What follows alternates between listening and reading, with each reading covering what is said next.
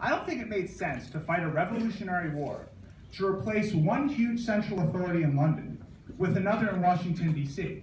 Yet if you look at this recent Congress, it, to not be hyperbolic, is acting like a new British monarchy. They're passing laws they don't have the constitutional authority to pass.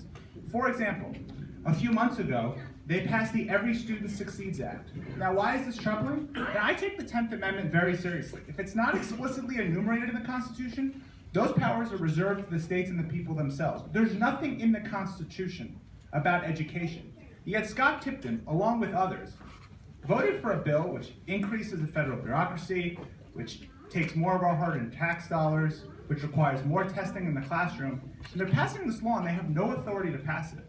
But that's just one bill. A few months earlier, Tipton, along with others, passed the Trade Promotion Authority. Now I'm here in Pueblo. I know a lot of people here are struggling with jobs, with good middle-class jobs. Well, Trans-Pacific Partnership, which is what the vote was ultimately about, is going to attack middle-class jobs, and that's partly why I'm upset with it. But also, here's Tipton, along with others, voting for a bill. They don't know what's in it, and if it does come up for an up or down vote, Congress has no ability to amend the bill itself. And I just don't know how American workers are going to be able to compete, for example, with workers in Vietnam. And workers in Vietnam have no rights whatsoever. And possibly it also subjects us to an unconstitutional body of international law. A lot of people feel like Congress has no right to regulate economic activity existing within only a state. Well, certainly there's no international body of law that should dictate how economic activity should exist in a state like Colorado. So again, when you go back to the founding, those good folks in New England and Boston, it didn't make sense. They didn't want to live under the thumb of the monarchy in England. Nobody wants their lives micromanaged from thousands of miles away. And yet, if you actually look at the distance between London and Boston, Massachusetts, it's shorter than the distance between Washington, D.C., for example, and Anchorage, Alaska. So the fact that you have 435 people in the House and 100 people in the Senate trying to tell us how we have to deal with education, how we have to deal with our lands, how we have to deal with our healthcare is just absurd. It runs totally contrary to the spirit of our Constitution, of our founding fathers that wanted us to be in charge, not invisible bureaucrats. And so we really need to honor the Constitution again. So that's the first reason I'm running. Second, I want to put Saudi Arabia at the forefront of the war on Islamic terror. It is no accident that 15 out of the 19 hijackers came from Saudi Arabia. Numerous intelligence sources, including the yet-to-be declassified 28 pages, show the Saudi Arabian government itself was financially funding those terrorists. But it wasn't just that.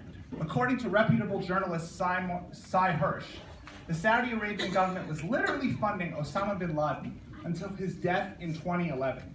And in the year 2014 alone, reports have suggested that they spent something like $700 million giving that money to ISIS, al-Nusra, al-Qaeda. We're never going to just ultimately destroy Islamic terror without getting to its heart. Now, what do we have to do? Three things. First, we have to add Saudi Arabia to the official state sponsor of terror list. If countries like Iran, Sudan, and Cuba are on that list, certainly Saudi Arabia should be. There's no country nearly that supports terrorists as much as Saudi Arabia does. Secondly, we need to have wholesale asset freezes of any property that Saudi officials own in the United States that also have links to terrorism.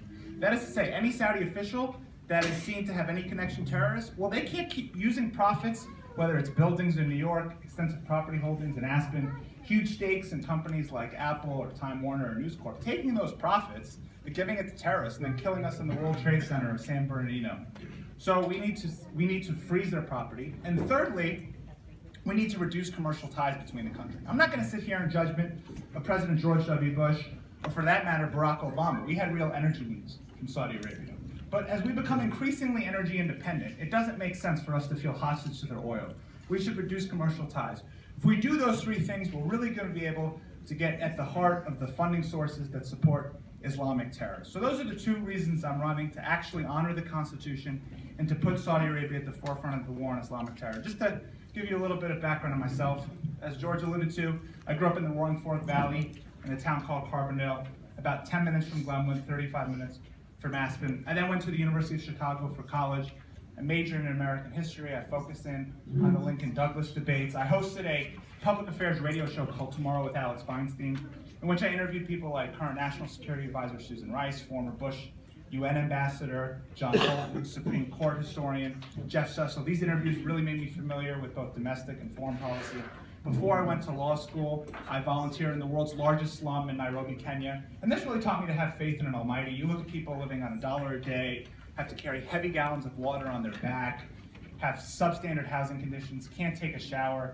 And yet, when you ask them, do you believe in God? Of course, they say instinctively yes. They think their future is better than the past. And if they do, then anything I'm going through, or we in the United States should also have the faith. And then finally, I went to law school. Not sure how many people here are familiar with law school. Your first year, civil procedure, criminal contracts, etc. is required. But your second and third year, you're given a lot of freedom as to what you want to take.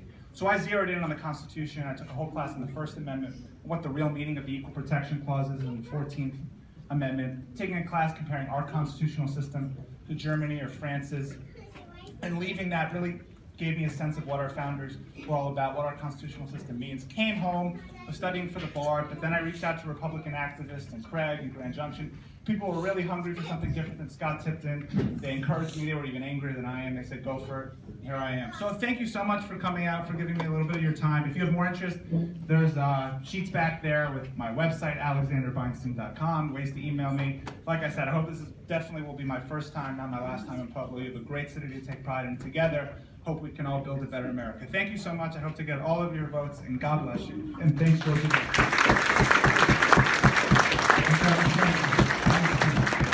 Thank you again for coming out.